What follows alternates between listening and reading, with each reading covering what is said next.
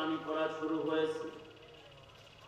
দু এক পাতলা পানি নবীজির গাল মুবারকের উপরে পড়ে গেলে আল্লাহর রাসূলের ঘুম ভেঙে গেছে।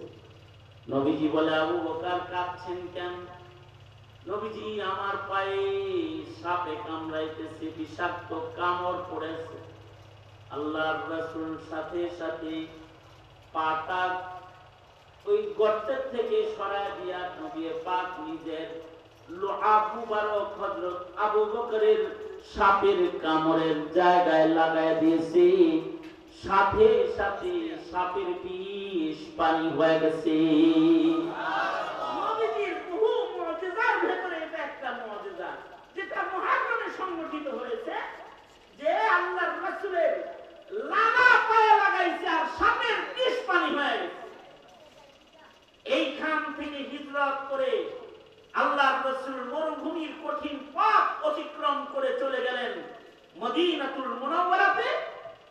মুহররমের 10 তারিখ রাসূল মদিনায় ঢুকে দেখে যে আশুরা দিবসে মদিনার লোকেরা রোজা রাখে, ইহুদিরা ওরা রোজা রাখে।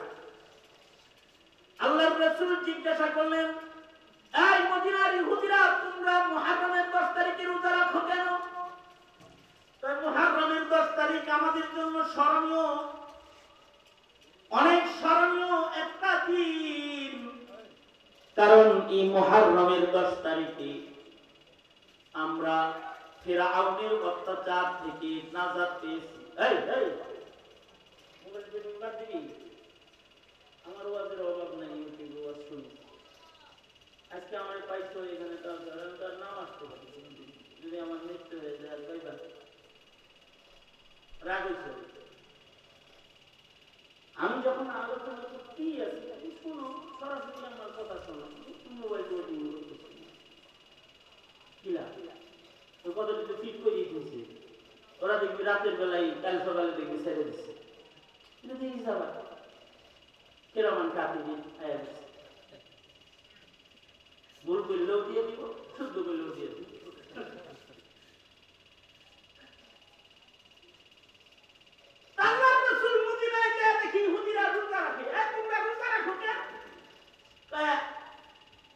বনি ইসরাইল ফিরআউনের অত্যাচার থেকে এই মুহররমের 10 তারিখে আল্লাহর বিশেষ মদদ নুসরতে নাজাত পেয়েছিলেন এবং তাদের অত্যাচার থেকে আল্লাহ তাআলা বনি ইসরাইলকে মুক্তি দিয়েছিলেন। আর ফিরআউন পানির ভেতরে ডুবে আল্লাহর গজবে মরে গেছিল।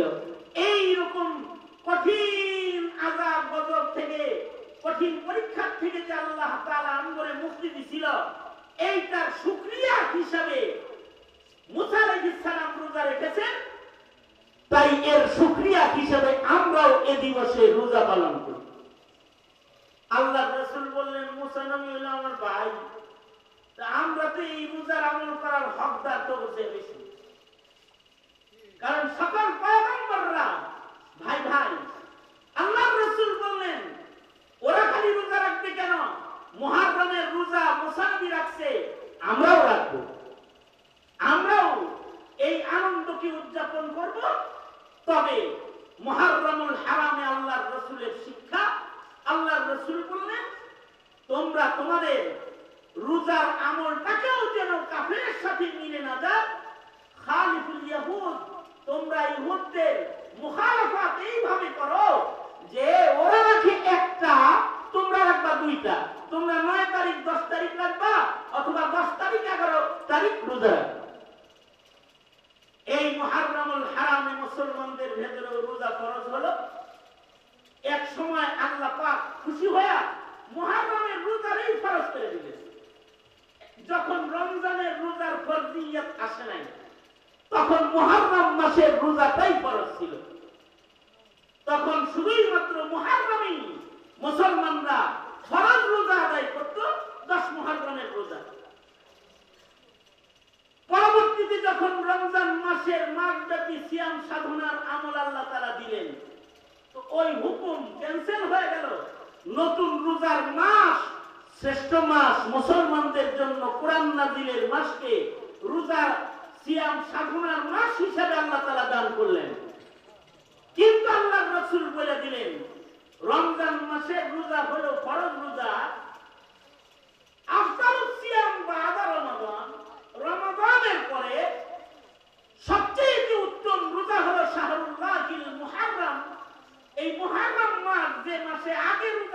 বলেছিল এই মাসের রোজা হলো রোজার মাসের পরে সবচেয়ে দামি রোজা।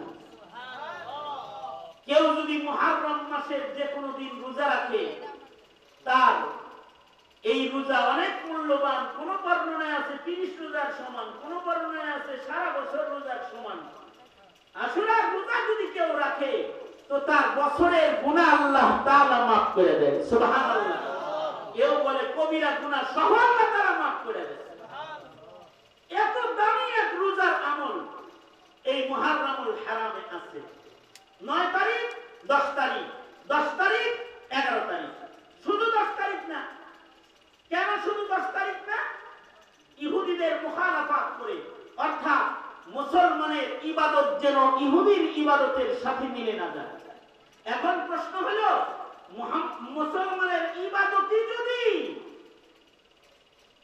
ইহুদির সাথে না মিলাইতে রাসূল নির্দেশ দিয়ে থাকে, তাইলে মুসলমানের পোশাক, মুসলমানের মুআমালাত, মুসলমানের মুআশারাত, মুসলমানের সকল প্রকারের আখলাকি জিন্দেগি এর কোন জায়গায় যদি ইহুদির লগে মিল, নাসারার লগে মিল পাওয়া যায়, এটা কি নবীর কাছাকাছি যাওয়ার তরিকা নাকি নবীর শাফাত থেকে দূরে যাওয়ার রাস্তা?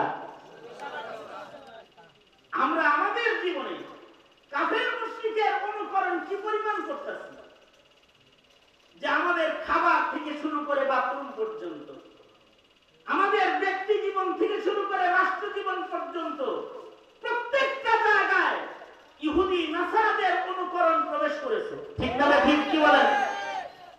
বরঞ্চ মুসলমানিত্বকে উঠিয়ে দেওয়ার জন্য, ইহুদিয়াত আর নাসরানিয়াত আর হিন্দুত্ববাদ প্রতিষ্ঠার জন্য সরকারি আয়োজনে মুসলমানের বিরুদ্ধে শাসক গোষ্ঠীরা পর্যন্ত মেহনত করে থাকে। যেমন শেখ হাসিনা ইসলাম ও মুসলমানিত্ব, তাহজিব, তামাদ্দুন মুছে দিয়ে এই মাটিতে হিন্দুত্ববাদ, চাষাবাদের চেষ্টা ক্ষমতার চেয়ারে বসে বসে করেছে। ইসলামকে বিদায় করেছে আর হিন্দুত্ববাদ, হিন্দুয়ানা কালচার মুসলমানদের ঘরে ঘরে পৌঁছানোর মেহনত করেছে। গোমাতার সম্মান শিখাইছে আর রাসূলকে গালি দেওয়া নাস্তিকদেরকে লালন পালন করেছে। আর এই প্রতিবাদ করতে গিয়ে দেশের আলেমরা জেল খেটেছে, জুলুম হুলিয়ার শিকার হয়েছে, জান দিয়েছে, শাপলা চত্বরে রক্ত দিয়েছে, রাজপথে তারা রক্ত দিয়েছে। এই 5 আগস্টের সফলতা অথবা স্বাধীনতা, এটাও এই স্বাধীনতার পেছনে দুটি জিনিস লুকিয়ে ছিল। একটা হলো মুসলমানিত্ব রক্ষার আন্দোলন, আরেকটা হলো জুলুম আর অত্যাচার থেকে জাতিকে মুক্তকরণ। হাসিনার জুলুম থেকে জাতিকে মুক্ত করতে এদেশের ছাত্র জনতারা পর্যন্ত রাজপথে নেমে গিয়েছিল। 13 সালের শাপলা চত্বর থেকে শুরু করে 5 আগস্টের বিপ্লব পর্যন্ত উলামায়ে কেরাম এই দেশের মুসলমানিত্ব রক্ষার জন্য কুরবানি দিয়ে গেছে, লাগাতার কুরবানি দিয়ে গেছে। যেই কুরবানির বদৌলতে আল্লাহ তাআলা হিন্দুদের দালালকে হিন্দুদের কাছে পৌঁছে দিয়েছে।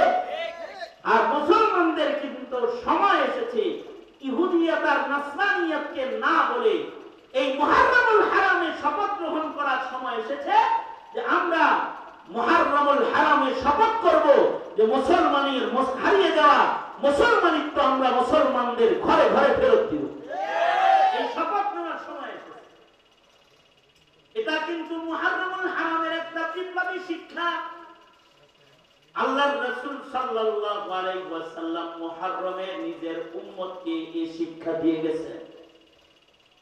এমনকি মুহররম মাসে যদি কেউ তার আলো ইয়ালের জন্য ভালো খানার ইন্তজাম করে, আল্লাহর রাসূল বলেন মান ওয়াসা আলা আহলিহি, মুহররম মাসে কেউ যদি আশুরার দিবসে কেউ যদি তার পরিবার পরিজনের জন্য ভালো খানার ইন্তজাম করে, আর যদি পরিবারের জন্য মুহররমের 10 তারিখে যদি কেউ খরচ করে, হাত প্রশস্ত করে, মহান আল্লাহ সারা বছর তাকে রিজিকের প্রশস্ত দরওয়াজা খুলে দিবে।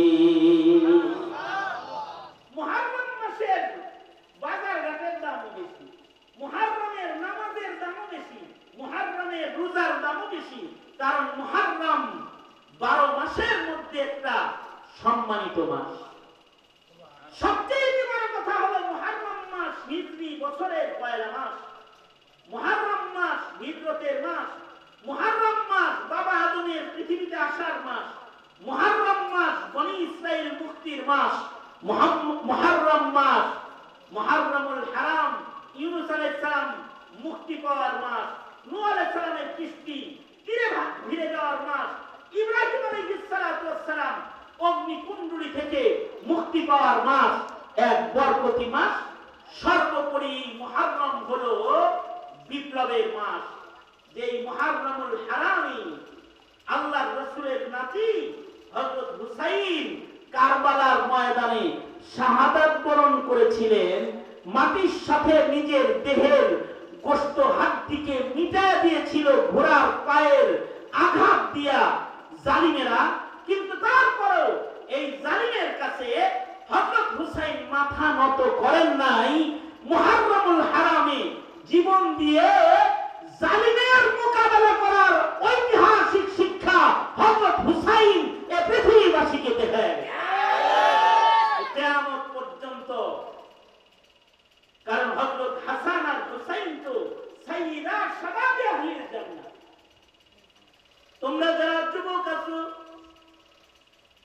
এই যুবক জান্নাতি যুবকদের সর্দার হলেন হযরত হাসান আর হযরত হুসাইন। আল হাসান ওয়াল হুসাইন সাইয়্যিদা শাবাবি আহলিল জান্নাহ। জান্নাতি রমণীদের সর্দার হলেন হযরত ফাতেমা। আর জান্নাতে যে সকল যুবকরা থাকবে, জান্নাতি যুবকদের সর্দার জান্নাতের ভেতরে হবে হযরত হাসান আর হযরত হুসাইন। আরবে হাসান হুসাইন নাম। হাসান হুসাইন জন্মের পূর্বে কারোর নাম পৃথিবীতে হাসান রাখা হয় নাই। হুসাইন জন্মের পূর্বে পৃথিবীতে কারোর নাম হুসাইন রাখা হয় নাই। নবীজির নাতির জন্ম হলে আল্লাহর রাসূল ফাতেমাকে বলে, ফাতেমা তোমার সন্তানকে এমন একটা নাম দিতেছি যে নামে পৃথিবীতে কারোর নাম ইতিপূর্বে করা হয় নাই। তোমার এই সন্তান আমার নাতির নাম আমি হাসান দিলাম। 12 মাস পরে আবার হুসাইনের জন্ম হলে আল্লাহর রাসূল হুসাইনকে কোলে নিয়ে বলে, এই হুসাইনকেও এমন একটা নাম দিতেছি যে নামটা পৃথিবীতে আর কারোর সন্তানের জন্য রাখা হয় নাই। ফাতেমা তোমার এই সন্তানটার নাম হুসাইন দিলাম। আর 2 নাতিকে একসাথে কোলে